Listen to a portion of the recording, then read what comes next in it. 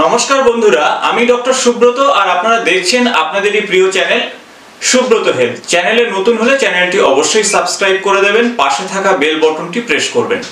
আজ এই ভিডিওতে আপনাদের সঙ্গে আলোচনা করব এমন একটি পানীয় যা আপনাদের সকালবেলা উঠলেই লাগে, কম বেশি আপনারা 1-2 কাপ খেয়েই ফেলেন। আর এই পানীয় হলো কফি। অনেকে কফি নিয়মিত খান এবং অনেকের এই কফি নেশার মতো হয়ে গেছে।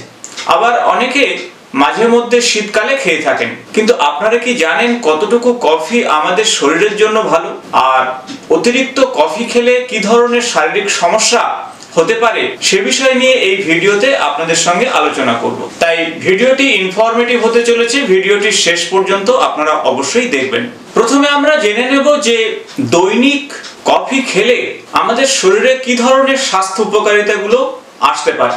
মূলত কফির মধ্যে রয়েছে ক্যাফিন, আর এই ক্যাফিন আমাদের শরীরের এনার্জি লেভেলকে বুস্ট আপ করে এবং সেই সাথে সেন্ট্রাল নার্ভাস সিস্টেমকে স্টিমুলেট করে বা উত্তেজিত করে। তাই একটি নিয়ম মাফিক যদি কফি প্রত্যেকদিন খেতে পারেন তাহলে আপনার যে লেথার্জি ভাব, যে কাজের প্রতি অনিচ্ছা, ঘুম ঘুম ভাব, এগুলো কিন্তু দূর হতে পারে। কারণ যেহেতু এর মধ্যে ইনস্ট্যান্ট এনার্জি বুস্ট আপের ক্ষমতা রয়েছে, তাছাড়া সেন্ট্রাল নার্ভাস সিস্টেমকে স্টিমুলেট করে বলে তাই আপনার কাজের প্রতি মনোযোগ অনেকটা বাড়তে পারে, সহজে ঘুম আসবে না। তাই এনার্জি লেভেল বুস্ট আপ করতে অবশ্যই কফি আপনি খেতে পারেন। কতটুকু খাবেন আমি ভিডিওর শেষে অবশ্যই আপনাদের সঙ্গে শেয়ার করব।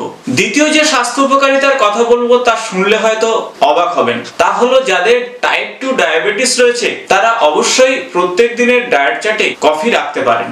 কফি ইনসুলিনকে নিয়ন্ত্রণ করতে পারে এবং সেই সাথে টাইপ 2 ডায়াবেটিসের প্রবণতা অনেকটাই কমাতে পারে। তবে মনে রাখবেন, চিনি ছাড়া কফি আপনাকে খেতে হবে, কারণ অতিরিক্ত চিনি শরীরে গেলে তাতে কিন্তু হিতে বিপরীতই হবে। তৃতীয় যে স্বাস্থ্য উপকারিতার কথা বলবো তা হলো ব্রেন হেলথকে বুস্ট আপ করবে, অর্থাৎ সেন্ট্রাল নার্ভাস সিস্টেম বা ব্রেন টিস্যুকে স্টিমুলেট করতে পারে কফি। আর এজন্য আপনার কোয়াগনিটিভ ফাংশন অনেকটা ভালো থাকবে, মনে রাখার ক্ষমতা অনেকটা বৃদ্ধি পাবে এবং নার্ভের মধ্যে থাকা নিউরো হরমোনগুলো প্রপারলি কাজ করতে পারবে। আর এই কারণেই আমাদের শরীরের নিউরো ডিজেনারেটিভ ডিসঅর্ডার অনেকটাই কমবে। বিশেষত পার্কিনসন এবং অ্যালজাইমারের মতন সমস্যা কমাতে অবশ্যই দৈনিক ডায়েট চার্টে কফি রাখুন। যারা ওজন কমাতে চাইছেন তারা কিন্তু নিয়মিত ডায়েট চার্টে কফি রাখুন, কারণ কফি শরীরের মেটাবলিক সিস্টেমকে নিয়ন্ত্রণ করতে পারবে এবং সেজন্য ওজন সহজে নিয়ন্ত্রণে থাকবে। মূলত কফি শরীরের মধ্যে থাকা ফ্যাটকে ডিসলভ করবে, সহজে ফ্যাট অ্যাবজর্ব করতে দেবে না শরীরে, আর সেজন্য কিন্তু ওজন কমবে। এছাড়া কফি আমাদের শরীরের গাট হেলথকে ভালো রাখবে, উপকারী ব্যাকটেরিয়াকে আরো বেশি বৃদ্ধি করতে সাহায্য করবে। তাই সার্বিক দিক থেকে বলতে পারেন ওয়েট ম্যানেজমেন্টের জন্য কফি অবশ্যই ডায়েট চার্টে রাখুন। নিয়মিত কফি যদি আপনার ডায়েট চার্টে থাকে তাহলে ডিপ্রেশনের মতন সমস্যা কিন্তু দূর হতে পারে। তাই যাদের ফ্যামিলি হিস্ট্রিতে ডিপ্রেশন রয়েছে বা নিয়মিত যারা বিভিন্ন কাজের জন্য মানসিক অবসাদ বা মানসিক চাপের মধ্যে রয়েছেন তারা অবশ্যই কফি ডায়েট চার্টে রাখুন। কফি আপনার লিভারের স্বাস্থ্যকে ভালো রাখতে পারে, ফ্যাটি লিভারের প্রবণতা অনেকটাই কমিয়ে দিতে পারে, সেই সাথে লিভারের ক্যান্সার কিংবা লিভারের কোনো ডিজেনারেটিভ ডিসঅর্ডার অনেকটাই কমিয়ে ফেলতে পারে কফি। তাই নিয়মিত কফি ডায়েট চার্টে রাখতে পারেন। তাই লিভার ক্যান্সারের প্রবণতা যাদের রয়েছে কিংবা লিভার ক্যান্সার যাদের ফ্যামিলি হিস্ট্রিতে রয়েছে তারা অবশ্যই কফি খান। এখন আসবো হার্ট হেলথের বিষয়ে। হার্টকে সুস্থ রাখতে কফি অত্যন্ত ভালো একটি পানীয়। নিয়মিত কফি যদি ডায়েট চার্টে থাকে তাহলে আপনার শরীরের কোলেস্টেরল, ট্রাইগ্লিসারাইডের মাত্রা যেমন কমবে, সেই সাথে হার্ট হেলথও ভালো থাকবে। আর এই সমস্ত কারণের জন্য আপনার আয়ু বৃদ্ধি পাবে। তাই কফি কিন্তু আয়ুবর্ধক, আর এমনটাই বলছে বিজ্ঞান।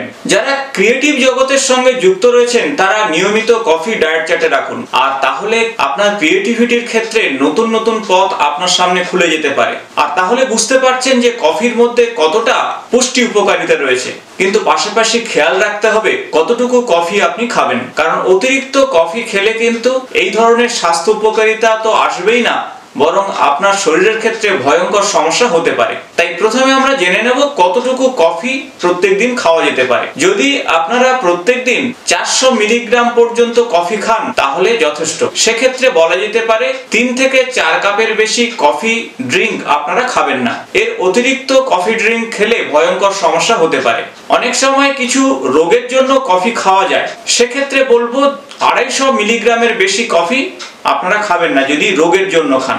কফির অন্য আরেকটি স্বাস্থ্য উপকারিতা রয়েছে, বিশেষত যারা অস্টিওস্পোরোসিসে ভুগছেন অর্থাৎ অস্থি ভঙ্গুরতায় ভুগছেন তারা অবশ্যই কফি খেতে পারেন, কারণ ক্যালসিয়াম অ্যাবজর্পশনের জন্য কফি যথেষ্ট গুরুত্বপূর্ণ ভূমিকা গ্রহণ করে। তাই আপনাদের বললাম যে সারাদিনে 3 কাপ থেকে 4 কাপের বেশি যদি কফি খেয়ে থাকেন তাহলে কিন্তু ভয়ঙ্কর স্বাস্থ্য সমস্যার মধ্যে পড়তে পারেন। প্রথমত বলবো বাচ্চাদের তো বেশি কফি দেবেন না। খাদ্যের মধ্যে যে সমস্ত কফি দেওয়া হয় সেটি নিয়ে খুব বেশি সমস্যার কারণ নেই, কারণ তাতে নির্দিষ্ট পরিমাণ দেওয়া হয়, স্বাস্থ্য সমস্যা হবে না।